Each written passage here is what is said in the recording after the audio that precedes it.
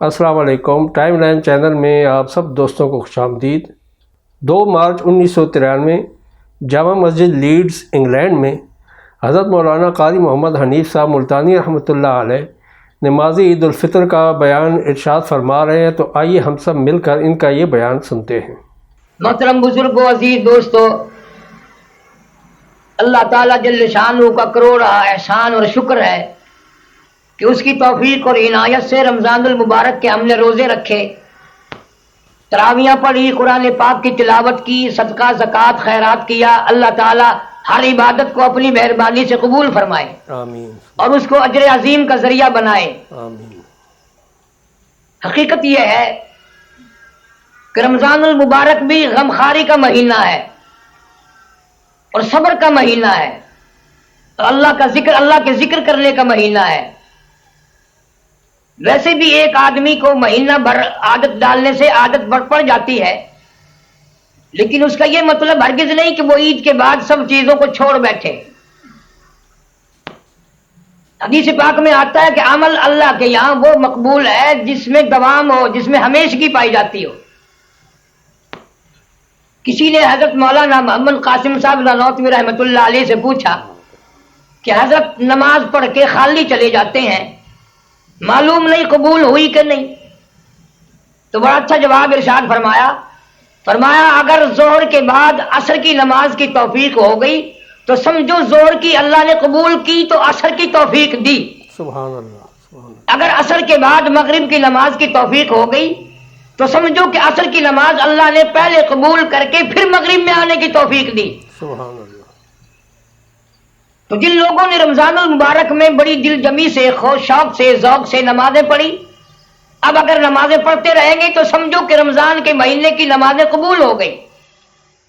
اللہ تعالیٰ پہلے قبول فرماتے ہیں اور پھر اجر کی اور اس کے دوبارہ ادا کرنے کی توفیق عطا فرماتے ہیں۔ صحابہ کرام رضوان اللہ تعالی علیہم اجمعین چونکہ نبی صلی اللہ علیہ وسلم کے شاگرد تھے، حضور کی صحبت میسر تھی، آپ کو تو زندگی بھر میں حضور صلی اللہ علیہ وسلم کی خام میں بھی زیارت نہیں ہوئی، اور صحابہ کرام وہ خوش نصیب جماعت ہے جن کو ایک ایک دن میں کئی مرتبہ حضور صلی اللہ علیہ وسلم کی زیارت ہوتی تھی۔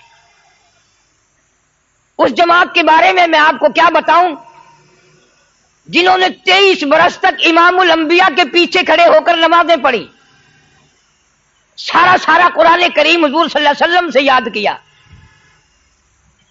مسائل پوچھتے تو حضور صلی اللہ علیہ وسلم سے، مرید بننے کے لیے آتے تو تیرا پیر چشتی ہوگا، میرا پیر نقشبندی ہوگا، کسی کا پیر قادری ہوگا، کسی کا پیر سہروردی ہوگا، صحابہ کرام کا پیر امام الانبیاء مدنی کریم صلی اللہ علیہ وسلم ہے۔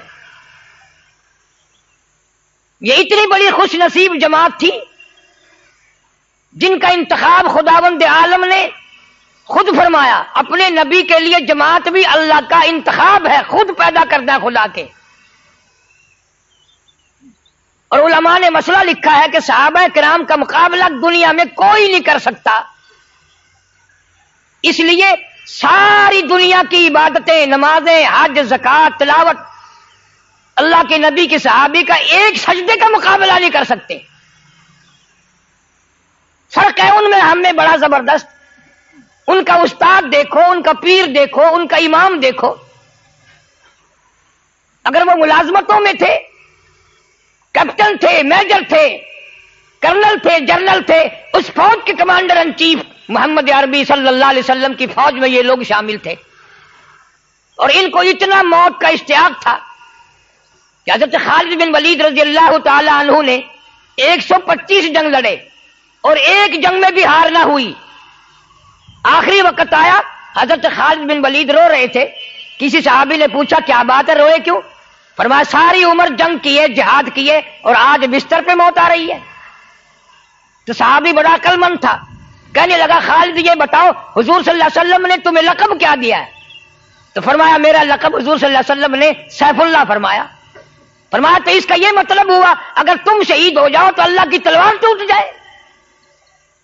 تم شہید نہیں ہو سکتے، تم تو اللہ کی تلوار ہو۔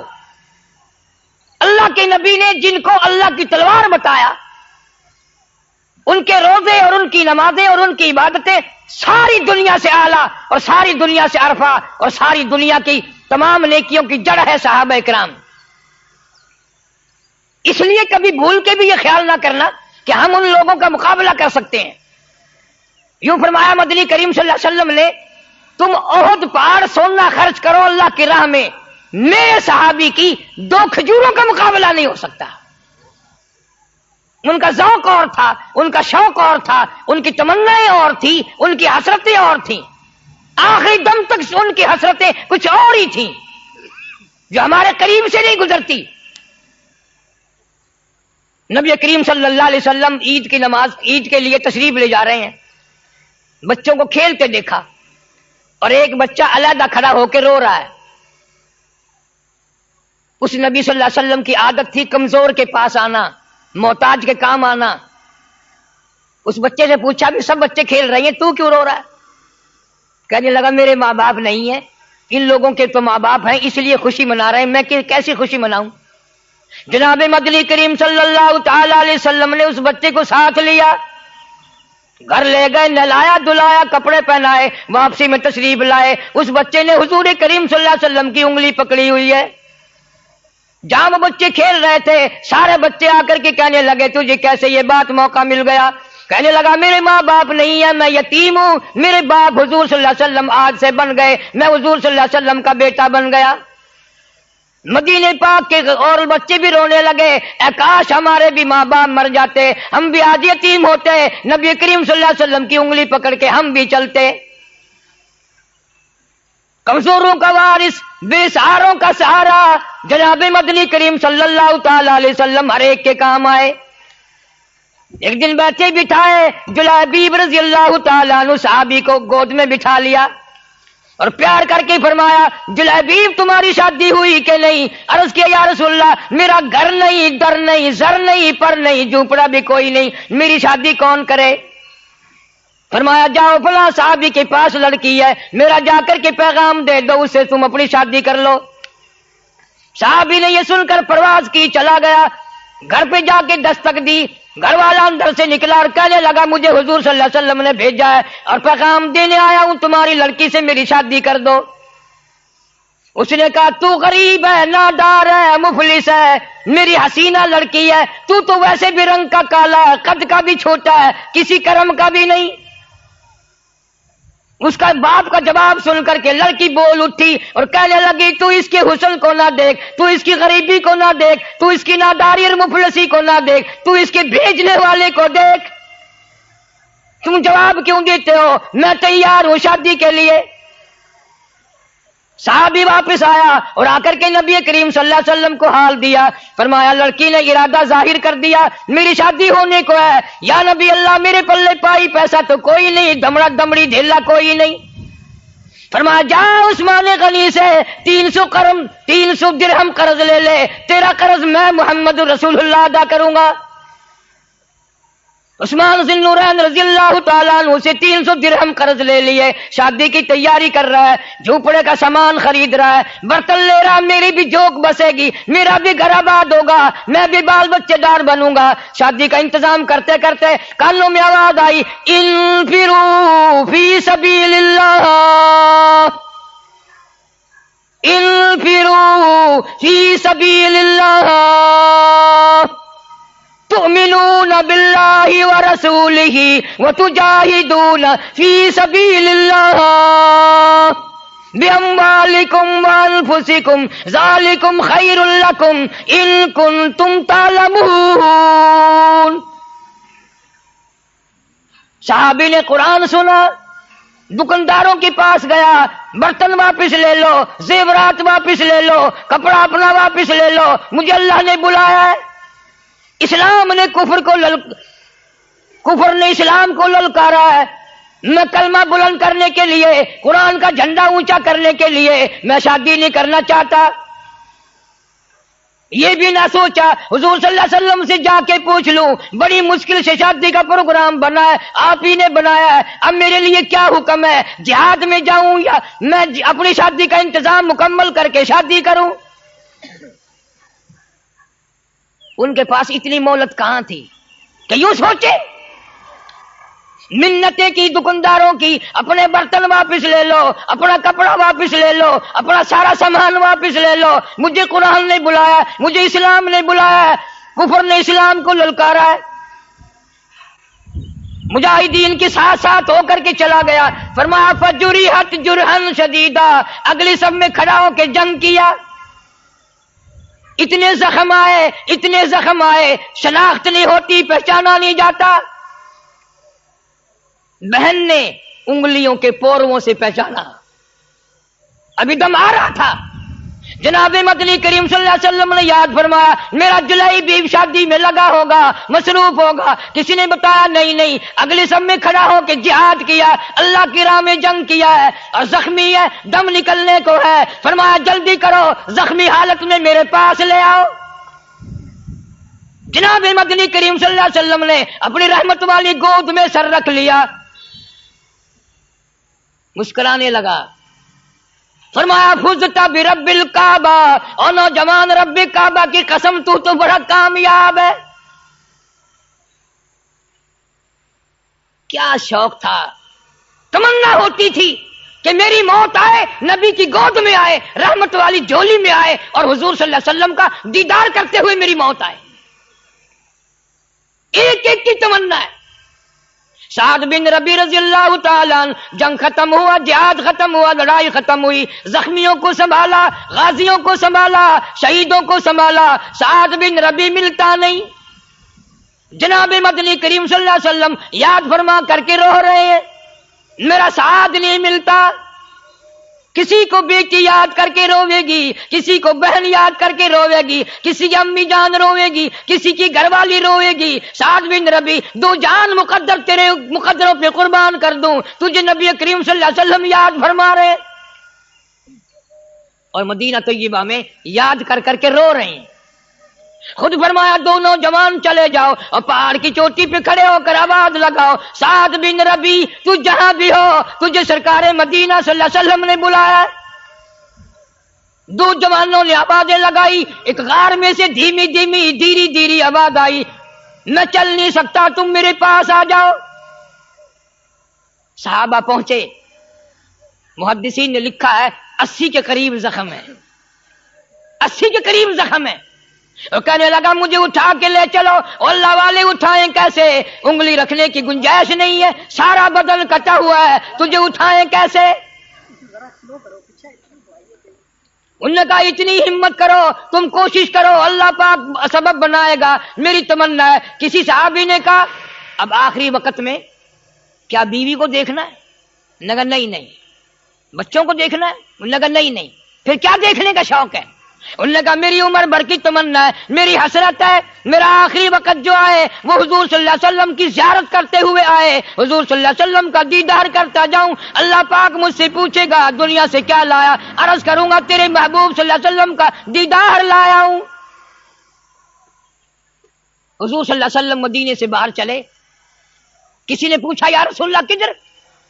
फरमाया साद बिन रबी मिल गए हैं, ज़ियारत का मुतमन्नी है, दीदार का भूखा है, कुछ मैं चलूंगा कुछ वो चलेगा, दरमियान में मुलाकात हो ही जाएगी।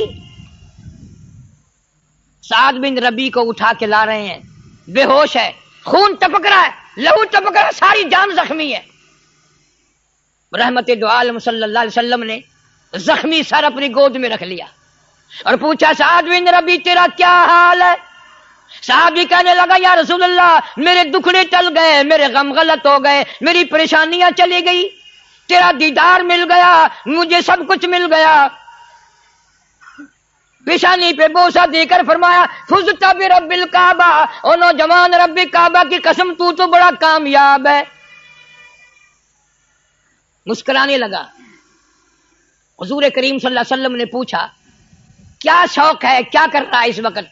कहने लगा मेरी तमन्ना पूरी हो गई, तेरे चेहरे पे फिदा शम्सु कमर, तेरे चेहरे पे फिदा शम्सु कमर, तेरी जुल्फों पे तसद्दुक शाम सहर, रुखसारों पे ठहरे किसकी नजर, तेरी प्यारी अदा का क्या कहना, میں اپنے مقدر پہ ناز کرتا ہوں. کوئی بستر پہ مرے گا, کوئی اسپتال میں مرے گا, کوئی ایکسیڈنٹ میں روڈ پہ سڑک پہ مرے گا, کوئی بیوی کو دیکھتا ہوا مرے گا, کوئی بچوں کو دیکھتا ہوا مرے گا, کوئی ڈاکٹر کو دیکھتا ہوا مرے گا, کوئی نرس کو دیکھتا ہوا مرے گا. میں اپنے مقدر پہ ناز کرتا ہوں. تیری رحمت والی گود میں دم توڑ رہا ہوں.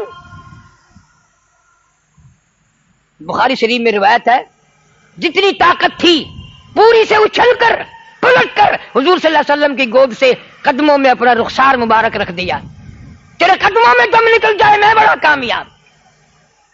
اعلان ہو گیا سعد بن ربی شہید ہو گئے, جنازہ تیار ہے. خدا کی قسم صدیق اکبر رضی اللہ تعالیٰ عنہ جیسے بھی کھڑے ہوئے رو رہے ہیں, اے کاش یہ موت میری ہوتی, نبی کی گود میں میرا دم ٹوٹتا, میرا آخری سانس حضور صلی اللہ علیہ وسلم کے دیدار میں جاتا. فاروق اعظم رو رہے ہیں, بڑے بڑے ذی-النورین رو رہے ہیں صحابی کہ اے کاش یہ موت میری ہوتی, حضور صلی اللہ علیہ وسلم کی رحمت والی گود میں میرا دم ٹوٹتا. جنازہ حضور صلی اللہ علیہ وسلم نے پڑھایا. مدینے کی گلیوں سے جنازہ گزر رہا ہے. اللہ تعالیٰ میری تیری موت بھی مدینے میں عطا فرمائے. بڑی کامیابی ہے. مدینے کی موت یوں ہی نہیں ملتی. بڑے شوق سے, بڑے ذوق سے مدینے کی موت ملتی ہے. ایک ایک اللہ والے نے 40 سال مدینے میں گزارے اس لیے کہ موت مدینے میں آ جائے. امام مالک رحمت اللہ علیہ نے ساری زندگی میں ایک حج کرنے کے بعد پھر حج کے لیے بھی نہیں گیا, مدینے سے باہر موت نہ آ جائے. اور ادب اتنا کرتا تھے مدینے کا, ساری زندگی میں 3 میل کے ایریے میں چھوٹا پیشاب بھی نہ کیا امام مالک رحمت اللہ علیہ نے.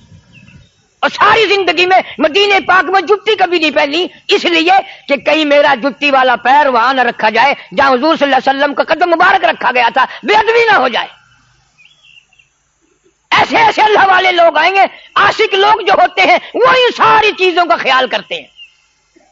اور وہ توحید کا سب سے پہلے خیال کرتے ہیں, توحید کے بغیر تو کچھ بھی نہیں.